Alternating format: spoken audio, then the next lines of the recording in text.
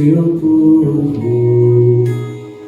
Felizes são todos aqueles que estão prontos para ir ao encontro. Aleluia, aleluia, aleluia,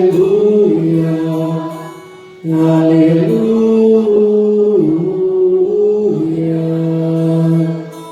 aleluia, aleluia, aleluia, aleluia.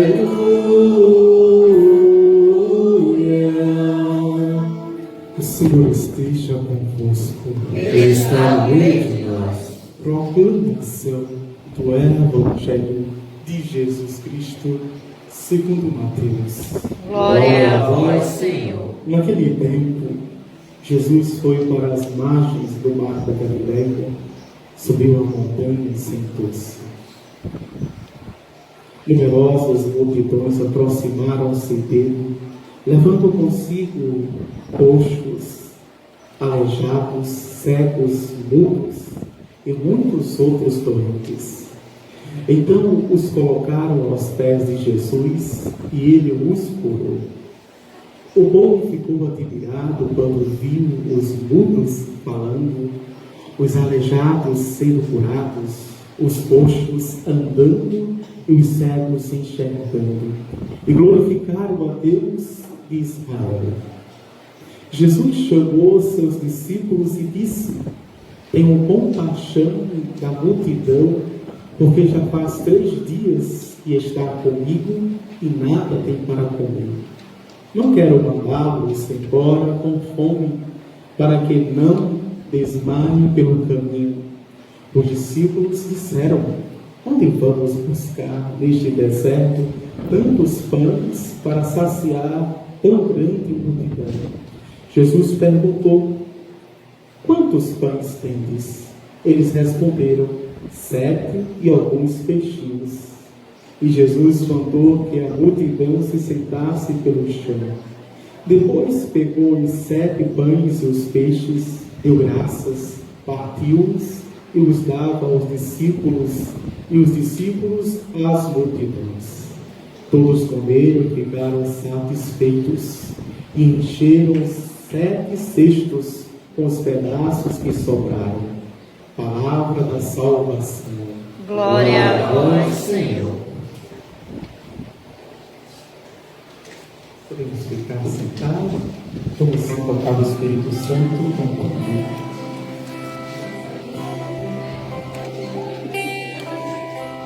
Espírito, enche-me a vida, enche-me com teu poder, pois em ti eu quero ser. Espírito, enche o meu ser.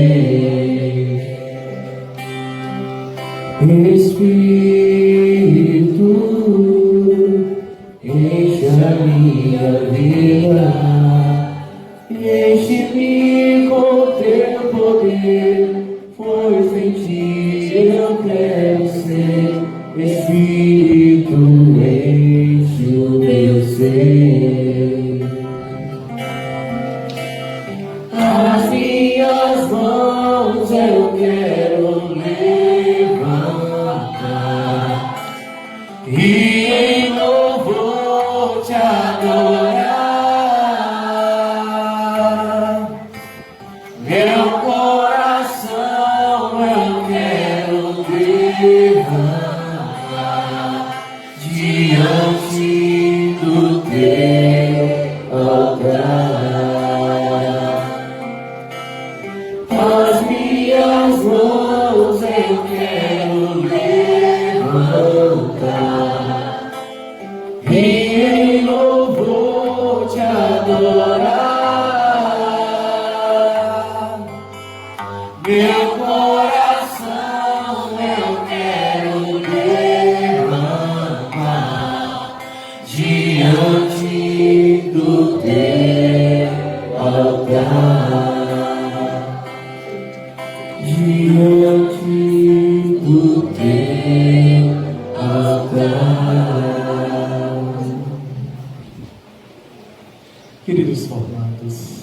jovens, a gestão que está aqui, os professores, os amigos que estão aqui. Vejam, cada pessoa ela é única, singular, irrepetível e insubstituível. Por isso, nunca permitam que as pessoas digam, profetizem, proclamem que vocês não serão nada. Me desculpe dizer, nós temos muitos profetas pessimistas, derrotistas, terroristas por aí, que estão proclamando, condenando as pessoas, sem as conhecer, sem saber da história, nivelando por baixo os seus esforços, a sua existência e a sua vida. Vocês já atingiram o mais alto pico da história, da existência. Vocês já venceram a mais longa maratona. Vocês já combateram o mais implacável dos inimigos. Olhem para o outro, vejam. Vocês existem e estão aqui. O Augusto Cury, que muitos psicólogos não gostam, porque ele popularizou a psicologia, tornou isso alimento que pode estar nas nossas mesas cotidianas. Vejam, ele disse que a maior trajetória da vida já vencemos. Quando milhares e milhares de espermatozoides, na grande maratona da vida e busca pela vida, romperam a parede uterina com a sua química própria, com a sua imunidade, com a sua defesa, e entrou no útero, e ele, com a graça de Deus, a psicologia do inconsciente diz que já passa um facho de luz, e ali há a fecundação, mesmo no embrião. Numa cultura, numa sociedade abortista, diz que não existe vida, mas o nosso cristianismo diz que já há vida. Ali é um facho de luz. É você. Você. Desde o encontro com seus pais. Se fosse um outro esperma, não seria você. Vejam. Então vocês são úteis. Vocês são úteis. Vocês são vencedores. Vocês são vitoriosos. Na nossa vida existem etapas. Fases do nosso crescimento para atingirmos a maturidade, seja psíquica, biológica, física, e a maturidade humana existe. A sabedoria dada por Deus é entendermos cada fase, cada etapa, respeitá-la, porque existe a matemática da vida, ela é exata. Quem não vai reconhecer isso é atropelado por ela, pela vida.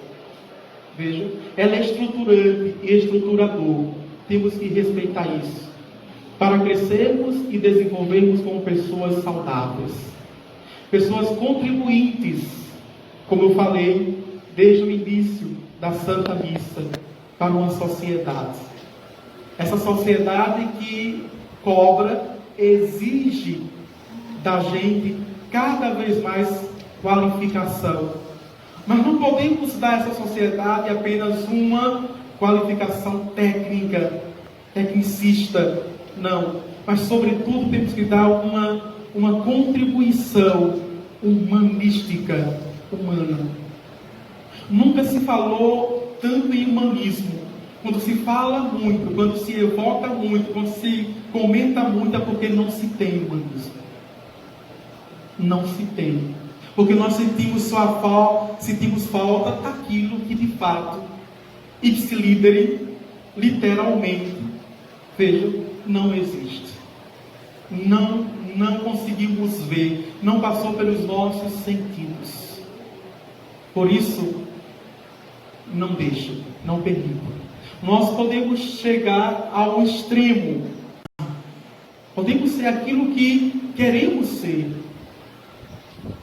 Vejam, buscamos a ser, mas podemos também atingir o extremo da bondade, do sumo bem. Assim, deixemos que as pessoas que já passaram por essas etapas, as pessoas que lutaram e continuam lutando, contribuam também. É dessa forma, no plano salvífico de Deus, que Deus quis e Deus quer que a humanidade se desenvolva, se construa e reconstrua com a cooperação, sendo companheiros uns dos outros, nesse sentido. Por isso, dentro do profissional existe o vocacional, porque assim não há realização. Dinheiro por dinheiro não realiza ninguém. Bens por bem não realiza ninguém. O homem só encontra sentido, a pessoa só encontra sentido quando ela é tocada no seu âmago, que nós chamamos de essência, que nós chamamos de fundamento, que nós chamamos de alma, é tocada e ela se realiza. Porque o texto de hoje que nós ouvimos no Evangelho, é o Evangelho de Mateus capítulo 15, versículo de 29 a 37. Tem uma coisa que nos passa despercebida. Aquelas multidões, ou seja, 4 mil pessoas, sem contar mulheres e crianças, na verdade, 4 mil homens, eles saíram satisfeitos. Não apenas porque comeram pão e peixe, mas a gente pode aplicar e refletir a satisfação no sentido de plenitude, a satisfação no sentido de existência, da nossa história, da nossa vida. Temos que tocar as coisas, temos que saborear as coisas, dar sabor, e dar sabor é viver com sabedoria, muito mais do que o nosso intelecto, ou seja, a nossa cognição, a nossa inteligência, mas a gente tem que tocar e extrair sentido e ao mesmo tempo dar sentido. Você tem um poder dado por Deus de, ao tocar nas coisas, transformá-las. Não ser apenas transformado pelo meio, mas tem condições de transformar o meio que vive. Assim, a nossa existência cai no vazio. A nossa existência perde sentido, como infelizmente muitos adolescentes e muitos jovens estão perdendo sentido, porque não dá sentido às coisas que tem. É uma cultura, né, avassaladora, que diz que a gente é por aquilo que a gente tem. Se a gente não tem muitos títulos, a gente não é. Se a gente não tem muitas coisas, muitos bens, a gente não é. Se a gente não tem dinheiro, a gente não é. Se a gente não tem reconhecimento, a gente não é. Se a gente não é elogiado, a gente não é. Tudo isso, me desculpe, é conversa pueril. Tudo isso vai ser evaporado com o calor do sol. Tudo passa. Tudo passa. Até o nosso conhecimento passa. Muitas coisas que vocês aprenderam no fundamental, muitas coisas que vocês aprenderam no primeiro ano, já esqueceram já. O Enem está aí para comprovar, né? Os provões da vida estão aí. Os vestibulares da vida estão aí para provar que a gente esquece de muitas coisas. Para dizer que essa transitoriedade também pode nos envolver e pode tirar a nossa lucidez. A gente tem que focar na vida. Tem que focar. Por isso, sem Deus, o homem não tem foco. Sem Deus, a pessoa não consegue atingir o centro da sua vida, como o Papa Francisco diz que as pessoas estão no centro da cidade, mas ainda não atingiram o centro da sua história, da sua vida, vivem na periferia. da sua história e da sua vida. Eu posso morar numa periferia geográfica, mas eu não tenho o direito de não residir no centro da minha história. Eu tenho direito, sim. Ninguém pode me tirar esse direito de residir, de morar, de habitar, de ser o lugar mais confortável e mais realizador, que é o centro da minha história. E pasme, formandos, a única pessoa que pode atrapalhar os seus sonhos, os seus projetos, os seus ideais, os seus planos, essa pessoa é você mesmo. Ninguém pode nos tirar. Não se deixe embebecer, não se deixe drogar por tantas palavras soltas, sem sentido, de pessoas frustradas, de pessoas traumatizadas, de pessoas que não são felizes na vida e lutam e se empenham para que as outras não sejam. Pessoas invejosas, pessoas que não têm pedra. Vejam, não tem pedra com um descanso. Depende muito. É a mesma pedra, mas depende muito para quem olha para ela. O viajante tem uma pedra como uma cadeira para descansar. Vejam. O outro pode ter como tropeço, como uma muralha que impede a realização dos seus sonhos. O outro pode ter a pedra como construção, como fundamento da sua história, da sua vida. Construir a casa na rocha, essa rocha é Jesus Cristo. O outro tem como trampolim para superar as dificuldades e os problemas. É justamente isso que o profeta Isaías, aquele que fala do nascimento de Jesus, aquele que fala também do sofrimento da morte de Jesus. O livro de Isaías, todos sabem que são 3 livros dentro dele, né? O primeiro Isaías, o segundo e o terceiro Isaías. Nós estamos aqui no segundo Isaías, que fala o quê? O Senhor convida para o seu banquete e enxugará as lágrimas de todas as faces. Isso não quer dizer que a vida é fácil. E quem foi que disse que a vida é fácil? Não é? Não dê a mão a nenhum cigano, nem cigana que é mentiroso. Lendo a mão, vai dizer que a vida é fácil. A vida não é fácil para ninguém. E por isso ninguém tem que ter essa visão derrotista, negativista, de bater o peito, olhar para os céus e fazer essa pergunta boba que não nos ajuda. Por que comigo, Senhor? Quem faz essa pergunta nunca vai ter resposta. Mas para que isso, Senhor, está acontecendo? O Senhor vai dar a graça que as noites que acontecem na nossa vida se tornem em dias claros para a nossa vida. Que as lágrimas derramadas de uma noite sem sono, Ele enxugará todas as lágrimas quando a aurora nos visitar e despertar o sol mais claro e mais autêntico que veio nos visitar, que é Jesus Cristo. Por isso, Ele é o bom pastor. É o Salmo 22. Ele é o bom pastor que nos reconduz em tempo de secura, em tempo de deserto na nossa vida. Que tempos são estes, quando a gente olha para os 4 cantos e não vê saída, e não vê solução? Quando a gente termina aquele curso que a gente se empenhou a metade da vida e o mercado de trabalho não abre as portas para a gente. Que dor, que angústia, que aflição. A gente sabe que tem capacidade de contribuir, que a gente lutou para isso e investiu não apenas dinheiro, mas a metade da vida para isso. E o mundo não nos aceita, não abre as portas para a gente. É um mundo contraditório que pede ao jovem que nunca fez experiência, veja, empregatícia, e pede uma experiência.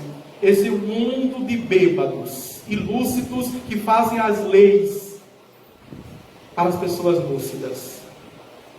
É um mundo cruel, vejam. Mas é neste mundo, em meio de lobos, vestidos em pele de cordeiro, que nós podemos encontrar o bom pastor. É neste mundo que a gente está perdendo as forças e Ele nos reconduz para as águas que nos refrigeram. É este mundo. O mundo não é fácil. Mas Deus, lembremos, do Gênesis, do primeiro capítulo e o segundo capítulo, que ele cria todas as coisas e viu que todas as coisas eram boas. Tudo que ele criou em 6 dias, descansando no sétimo, viu que era tudo bom. Antes de tudo isso, era caos, e o Espírito Santo pairou sobre esse caos. E tudo se tornou cosmos. Tudo se tornou organização, estrutura. E essa estrutura, essa força que está dentro de nós, que é muito mais do que psicólogo que acredita apenas na ciência, que chama de resiliência. É muito mais. Nós que temos fé, chamamos da força do Espírito Santo em nós, a terceira pessoa da Santíssima Trindade que está em nós, que nos faz parar. Não nos faz parar, mas continuar apesar dos pesares. Nos faz apostar na vida, nos faz acreditar na vida, nos faz acreditar na pessoa e por isso que investe na pessoa. Os professores investem em vocês. Não é? Vejam, foram o tempo todo e são instrumentos de Deus na vida de vocês, para que vocês, no ethos, que é a casa, possa viver amores, a moral, possa viver. O ethos é a casa, não é apenas um eco, mas é a casa, onde que eu posso transitar livremente dentro da moral humana, que é a educação, que são os princípios, que nós chamamos princípios humanos, cívicos, mas também cristãos, a partir de Cristo, que é o homem modelado, a partir de Cristo, que é o homem perfeito, a partir de Cristo, que é o homem pleno. É a partir dele que eu vou olhar para ele e vou deixar com que a sua palavra, que é modelar, molde a minha vida. E em tudo eu vou olhar com um olhar de ternura, como disse o santo evangelho de hoje, o evangelista Mateus. Ele olhou para aquela multidão. Perceberam uma coisa? Que os discípulos nem perceberam. Já há 3 dias essa multidão está comigo. Ele olha e tem compaixão. A palavra bonita no grego chama compactos, que é a capacidade de entrar no sofrimento do outro e sentir por dentro. Sentir por dentro. Só se sente uma dor que se sente por dentro. Nunca se sente uma dor que se sente por fora, só em ver. Porque dor e sofrimento por fora é repugnante. E o nosso instinto de sobrevivência tende a nos proteger e a gente tende a fugir. O Senhor nos ensina a sentir por dentro. E para sentir por dentro tem que se agachar. A condição do outro, a situação do outro, aonde ele está. E ampará-lo por dentro, para que por dentro possa curá-lo, fortalecê-lo para que se erga. Quando Jesus estende a mão, ele faz isso. Não é apenas um gesto externo, mas porque a força dele está dentro de nós e nos ergue de todas as situações, nos tira de todos os buracos e nos dá a luz verdadeira para ver o horizonte. No sentido de horizonte é este. Tem 2 sentidos para terminar a homilia, não é? E veja, não vai sair dizendo por aí que a homilia do padre foi coach, não, viu? Tá certo? Não é? Vejam 2. Primeiro, o horizonte. A cada esforço que eu faço para me aproximar, ele se distancia. Já perceberam isso? O horizonte, ele se distancia. Porque a primeira lição é para fazer com que a gente continue. Nunca desista. Dos sonhos, dos planos, dos projetos. Cada vez ele fica mais longe. Quando eu consigo chegar no horizonte, a segunda lição é que eu já vislumbro, já vejo um novo horizonte, para não parar. Mas é diferente da primeira lição. Eu já tenho a graça e a satisfação de estar, mas os meus olhos contemplam a beleza de outro. Isso é o que me faz continuar com a beleza nos olhos. É muito mais do que a ditadura da estética, que escraviza. A beleza, contemplar o belo e desse amor pela vida. Louvado seja o nosso Senhor Jesus Cristo. Para sempre.